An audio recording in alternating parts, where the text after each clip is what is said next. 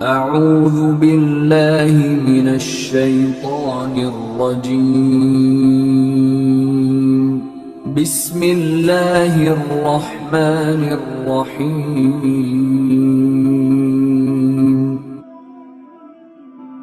نبی کریم علیہ الصلوۃ والسلام کا فرمان علی شان ہے، محبوب علیہ الصلوۃ والسلام نے فرمایا کہ جمعہ کا جو دن ہے نا، جمعہ کا دن کوئی بندہ اپنے گھر سے چلتا ہے، کپڑے پہنتا ہے، غسل کرتا ہے، اچھا لباس پہنتا ہے، خوشبو لگاتا ہے، اور خوشبو لگانے کے بعد پورے اہتمام کے ساتھ، پوری تیاری کے ساتھ جب چل کر آتا ہے اور مسجد میں آ کر وہاں پر بیٹھتا ہے جہاں اسے جگہ مل جائے، بیٹھتا ہے وہیں پر ہے جہاں اسے جگہ مل جائے، اور پھر امام کا خطبہ غور سے سنتا ہے، سنن ادا کرتا ہے، نوافل ادا کرتا ہے، نماز جمعہ ادا کرتا ہے، خطبہ بھی غور کے ساتھ سنتا ہے، تو کریم آقا علیہ الصلوۃ والسلام نے فرمایا کہ پھر اللہ پاک اس بندے کو کیا انعام عطا کرتا ہے؟ انعام پھر اللہ کی بارگاہ سے یہ اسی میں نصیب ہوتا ہے کہ پچھلے جمعہ اور اس جمعہ کے مابین جتنے بھی گناہ ہوتے ہیں اللہ سارے معاف کر دیتا ہے ان کے۔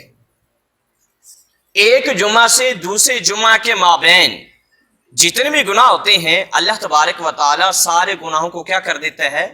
معاف کر دیتا ہے۔ یہ جمعہ کو پابندی سے پڑھنے کا اللہ پاک اجر عطا کرتا ہے، اور اللہ تبارک و تعالی جمعہ جب بندہ پڑھتا ہے تو اللہ تبارک و تعالی کی رحمتیں بھی سمیٹتا ہے، مسجد کے اندر بھی آتا ہے، مسجد کے اندر بیٹھتا ہے تو بیٹھ کر اللہ تبارک و تعالی کا ذکر اور فکر، اور پھر جب اللہ تبارک و تعالی کے محبوب کی باتیں اور قرآن کی آیات اور ترجمۃ القرآن سنتا ہے تو پھر بھی اللہ تبارک و تعالیٰ کی اس کے اوپر رحمتیں نازل ہوتی ہیں۔ کیوں؟ اس لیے کہ رب العالمین نے قرآن پاک میں ارشاد فرمایا کہ الا بذکر اللہ تطمئن القلوب، کہ دلوں کا چین اور دلوں کا سکھ کس چیز کے اندر ہے؟ اللہ تبارک و تعالیٰ کے ذکر کے اندر ہے۔ الا بذکر اللہ تطمئن القلوب، خبردار کہ اللہ کا ذکر کس میں؟ اللہ تبارک و تعالیٰ کے ذکر کے اندر مومنوں کا کیا ہے؟ سکون ہے، مومنوں کی راحت ہے، اور مومنوں کا کیا ہے؟ چین ہے۔ اور اسی کے ساتھ حدیث پاک کے اندر یہ بھی موجود ہے کہ یہ جو جمعہ کی گھڑی ہوتی ہے، یہ جمعہ اللہ تبارک و تعالیٰ نے سارے دینوں کا سردار بنایا ہے اس کو۔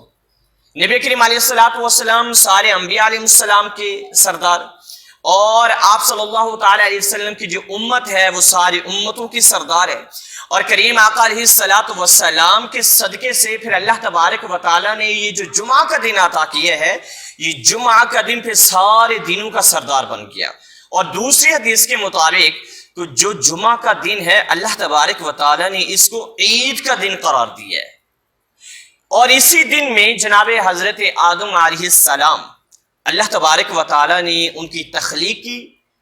جناب آدم علیہ السلام کو اللہ تبارک و تعالیٰ نے اسی دن پیدا کیا، جمعہ کا دن تھا، اور اللہ تبارک و تعالیٰ نے جنت میں بھی حضرت آدم علیہ السلام کو اسی دن داخل کیا، اور اسی دن حضرت آدم علیہ السلام کو جنت سے بھیجا گیا، اور قیامت بھی قائم ہوگی تو جمعہ کے دن کیا ہوگی؟ قیامت قائم ہوگی۔ یہ نبی کریم علیہ الصلوۃ والسلام کا فرمان ہے۔ اور حضرت ابو ہریرہ رضی اللہ تعالیٰ عنہ سے روایت ہے کہ کریم آقا علیہ الصلوۃ والسلام نے فرمایا کہ سورج طلوع نہیں ہوتا مگر یہ کہ جمعہ کے دن افضل دن ہے۔ سورج طلوع نہیں ہوتا مگر جمعہ کا دن کیا ہے؟ افضل ترین دن ہے، اور سارے دنوں کا سردار اللہ تبارک و تعالیٰ نے جمعہ کے دن کو بنایا۔ اور اللہ تبارک و تعالیٰ نے سورۃ الجمعہ کے اندر آخری رکوع میں پوری جمعہ کی فضیلت رکھ دی، پوری جمعہ کی کیا کر دی؟ فضیلت رکھ دی۔ یعنی تم لوگ اس جمعہ کے دن میں جب جمعہ کی اذان ہو، اذا نودی للصلاۃ، جب تم لوگوں کو کیا کی جائے؟ نماز کے لیے ندا کی جائے، تو ندا نماز کے لیے کس چیز سے کی جاتی ہے؟ اذان کے ساتھ کی جاتی ہے۔ اذان کے ساتھ جمعہ کی ندا کی جاتی ہے، جمعہ کے لیے بلایا جاتا ہے۔ تو اللہ تبارک و تعالیٰ نے واضح طور پر فرما دیا کہ جب تم لوگوں کو جمعہ کی نماز کے لیے بلایا جائے تو پھر کیا کرنے تم لوگوں نے؟ وَذَرُوا الْبَيْعَ فَاسْعَوْا إِلَىٰ ذِكْرِ اللَّهِ وَذَرُوا الْبَيْعَ، کہ تم جس مرضی کام میں مشغول ہو، جو کام بھی تم کر رہے ہو، خرید و فروخت کر رہے ہو، گھر کے اندر کوئی کام کر رہے ہو، بازار کے اندر موجود ہو، میدان میں موجود ہو، جہاں کہیں بھی موجود ہو، دنیا کے جس کونے میں بھی موجود ہو، جب جمعہ کی اذان تمہارے کانوں میں پڑے تو سارے کام چھوڑ کر فَصَوْا إِلَىٰ ذِكْرِ اللَّهِ وَذَرُوا الْبَيْعَ، سارے کام چھوڑ کر اللہ تبارک و تعالیٰ کے ذکر کی طرف تم لوگوں نے کیا کرنا ہے؟ دوڑ پڑنا ہے. اور ذَلِكُمْ خَيْرٌ لَكُمْ. پھر آگے اللہ تبارک و تعالیٰ نے بندے کے ذہن میں خیال یہ آئے کہ یہ کیا ملے گا، میں اپنا کام چھوڑوں گا مجھے نقصان ہوگا، دکان بند کروں گا مجھے نقصان ہوگا، اور اپنے ساری مصروفیات جب ترک کروں گا تو مجھے نقصان ہوگا. تو اللہ تبارک و تعالیٰ نے اس چیز کے امکان کو ختم کر دیا. فرمایا کہ ذالکم خیر لکم، تمہیں نقصان نہیں ہوگا بلکہ یہ تمہارے لیے بہترین ہوگا. ذالکم خیر لکم، یہ تمہارے لیے کیا ہوگا؟ بہترین ہوگا. ان کنتم تعلمون، بات اتنی ہے کہ صرف تمہیں علم آ جائے، تمہیں سمجھ آ جائے.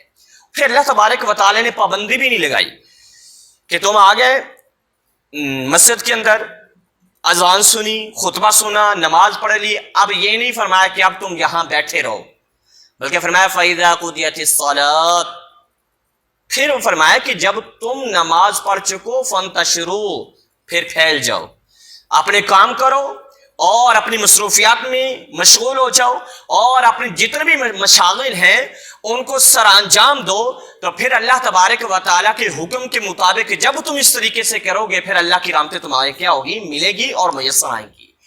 اور جمعہ کا دن تو یہ وہ دن ہے کہ میرے کریم آقا علیہ الصلوۃ والسلام کا فرمان ہے کہ جمعہ کے اندر ایک ایسی گھڑی ہے، ایک ایسی گھڑی اللہ تبارک و تعالیٰ نے جمعہ میں ایک ایسی گھڑی رکھی ہے کہ بندہ اس گھڑی میں اللہ تبارک و تعالیٰ سے جو مانگے اللہ وہی عطا کر دیتا ہے.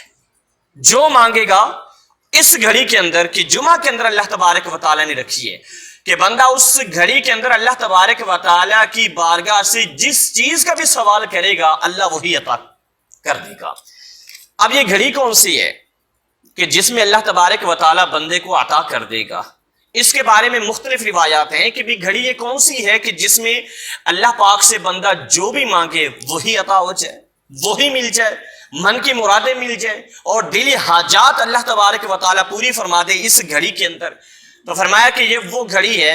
دو مختلف روایات ہیں. نمبر ایک تو یہ کہ جب امام منبر کے اوپر جلوہ افروز ہوتا ہے، بیٹھتا ہے، ان دوران جب نماز مکمل ہو جاتی ہے، امام کے آنے سے لے کر نماز کے مکمل ہونے تک، اس دوران میں ایک ایسی گھڑی ہے کہ بندہ جو مانگے اللہ وہی عطا کر دیتا ہے. اس دوران کے اندر ایک روایت یہ ہے.